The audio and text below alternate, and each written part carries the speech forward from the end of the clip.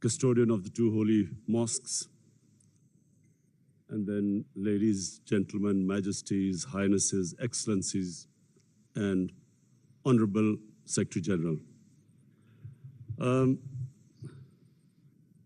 I always pictured that one day I would be speaking at this summit, and I always promised myself that whenever I got this opportunity, I would raise the first and foremost, the most important question about whenever in the Western countries people blaspheme our prophet, peace be upon him, I always felt that the response from the Muslim Ummah, the OIC, I always felt it was lacking. And therefore, I wanted to use this platform that the OIC owes a responsibility. Us heads of the states, we have a responsibility to the Muslim world. When anyone in the Western world blasphemes our prophet, peace be upon him, it is a failure of the OIC that we have not been able to explain to the Western countries that the love and affection that we feel for our holy prophet, that how he lives in our hearts. It was up to us to explain to the Western people that the amount of pain they cause us when they ridicule or mock our holy prophet. And we must know that in the West, people do not treat religion the way the Muslim world treats Islam. We live our religion. In the Western world, they have a completely different attitude to the way they approach religion. And so therefore, on this, Mr. Chairman, I would like to say from this platform that we must, in the forums like the United Nations, forums like the European Union, we must explain to them that they cannot hurt the sentiment of 1.3 billion people under the garb of freedom of expression.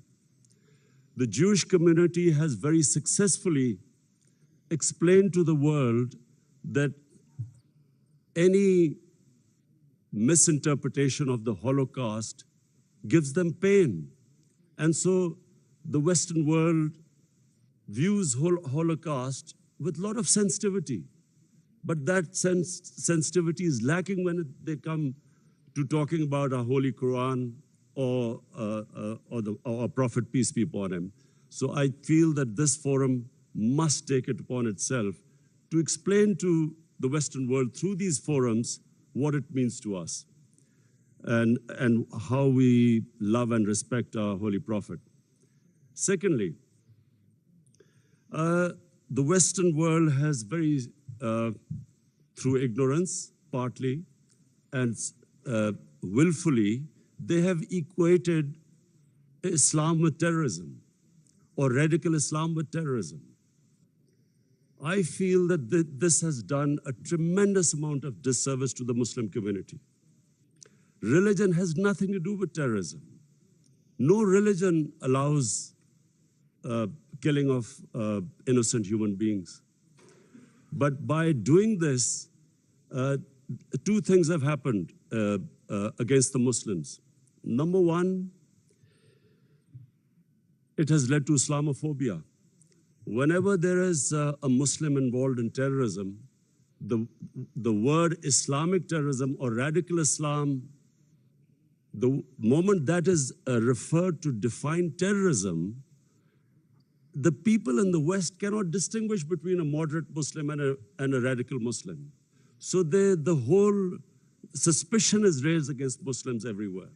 This attack in New Zealand by this gunman who goes into a mosque and shoots 50 innocent people is because they cannot understand that Islam has nothing to do with terrorism. And they have this indoctrination that somehow whenever a Muslim is involved in terrorism, it's something to do with Islam. Before 9/11, 80% of the suicide terrorist attacks were by Tamil Tigers. But no one blamed Hinduism for it, and quite rightly, because religion had nothing to do with it. It was a political struggle. When the Japanese in the Second World War indulged in kamikaze pilots who blew themselves up on American ships, but no one blamed the Japanese religion for it. So this is my second point. I feel that it causes Islamophobia because we, the heads of Muslim states, have not been able to explain to the West, not powerfully enough, that Islam has nothing to do with terrorism. Political struggles have everything to do with terrorism. And the second disadvantage which the Muslim world has as a result of this, I'm afraid is that Muslim freedom struggles or Muslim freedom political struggles are delegitimized when they are termed as because of Islamic radicalism. For instance, after 9/11, the people of Kashmir have been conducting a political struggle for their freedom. But after 9/11, it was oppressed, calling it Islamic radicalism and Islamic terrorism. Similarly, the Palestinians. After 9/11, the Palestinians were oppressed, using, the Israeli government used the word Islamic terrorism. So this is my second point. I feel that from this forum, we must take a stand. We must de-link terrorism with Islam. My third point, Mr. Chairman, is about the Muslim world not paying much attention to science and technology. We have an organization called ComStech. I feel that we are on the verge of another industrial revolution with artificial intelligence and blockchain, new technologies coming in. We must not be left behind again. And I feel that we as a Muslim world must spend more of our resources in strengthening ourselves in this field. We must pay more attention to education, to quality education, to universities. Despite having all the resources, I'm afraid we lag behind. And I think from the OIC platform, it would be a good opportunity for us to concentrate on spending more on science and technology.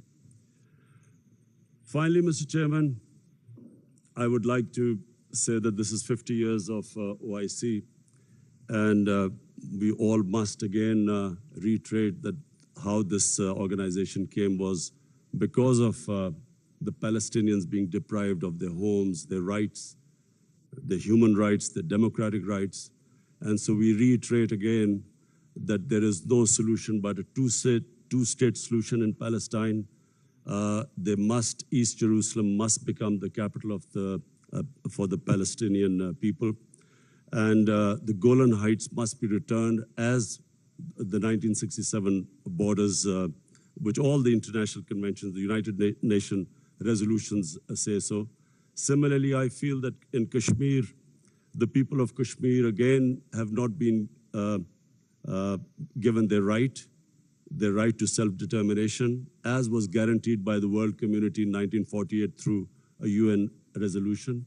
The people of Kashmir recently have suffered a lot of oppression, and I do feel that us as a body, the OIC, must stand with the oppression that is going on in the Muslim world.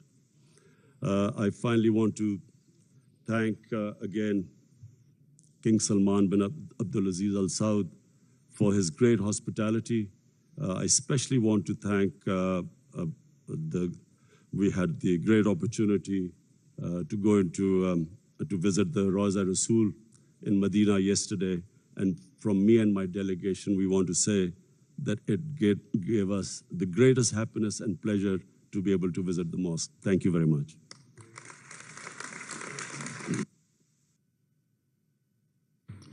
أصحاب الجلالة والفخامة والسمو، نتمنى منكم الاختصار الشديد لأنه من الواضح Majesty's Highnesses, Excellencies, you are kindly requested to be concise. We will not be able to give the floor to everyone. I now give the floor to the President of Kyrgyzstan.